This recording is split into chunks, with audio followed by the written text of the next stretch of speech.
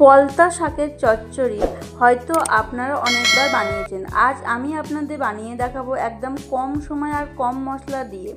দেখবেন এর টেস্টটা একদম অন্যরকম হয়, যেটা গরম ভাতের সাথে খেতে দারুণ সুন্দর লাগে। তাহলে দেরি না করে চলুন রেসিপিটা শুরু করা যাক। বাই দ্য ওয়ে, আমি বৈশাখী, আপনারা দেখছেন ইজি কিচেন। আজকে আমার রেসিপি পলতা শাকের চচ্চড়ি। পলতা শাক চচ্চড়ি বানানোর জন্য কি কি সবজি লাগবে চলুন দেখে নেওয়া যাক। পলতা শাক চচ্চড়ি বানানোর জন্য আমি নিয়ে নিয়েছি, এখানে কেটে নিয়েছি বেগুন আমি এইভাবে কেটে নিয়েছি, আর কেটে নিয়েছি আলুটাও আমি এইভাবে কেটে নিয়েছি।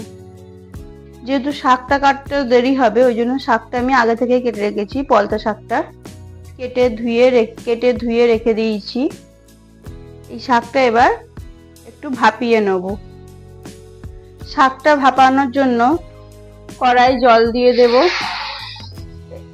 এবারে ধুয়ে রাখা পলতা শাকটা দিয়ে দেব।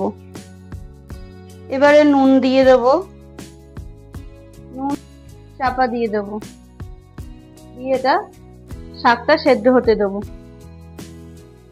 পলতা শাকটা ভালো করে সেদ্ধ হয়ে গেছে। শাকটা এবার তুলে নিচ্ছি পরে ব্যবহার করার জন্য।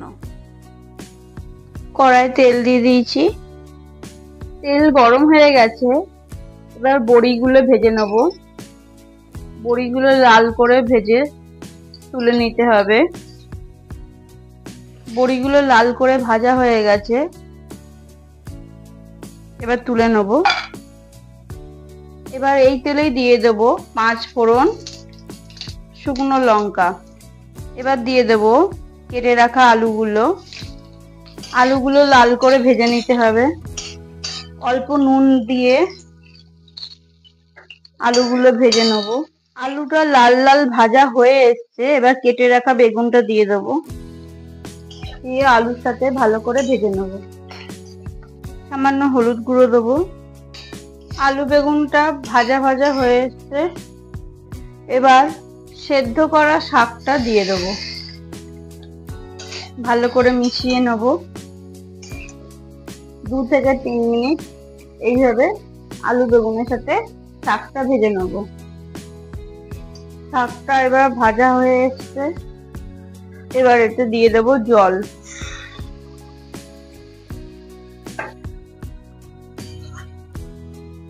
আর ঝালের জন্য দিয়ে দেব চেরা কাঁচা লঙ্কা। এবার চাপা দিয়ে দেব 5 থেকে 10 মিনিটের জন্য।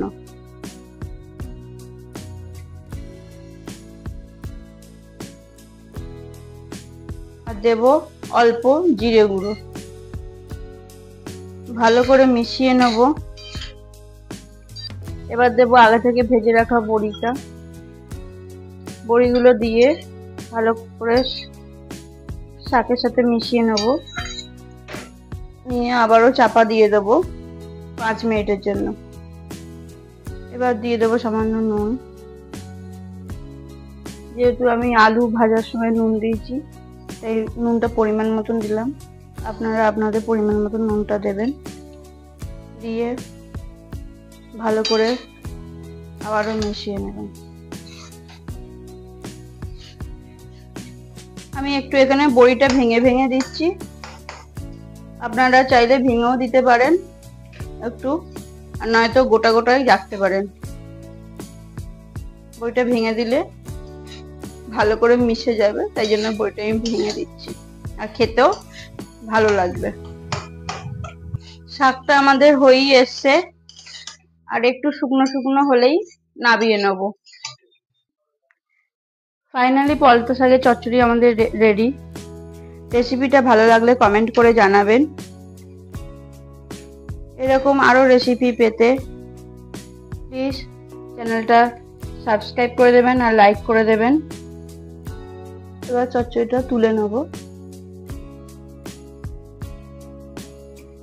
পলতা শাকের চচ্চড়ি আমাদের রেডি। দেখা হচ্ছে আরো একটা ভিডিওতে। সুস্থ থাকবেন, ভালো থাকবেন।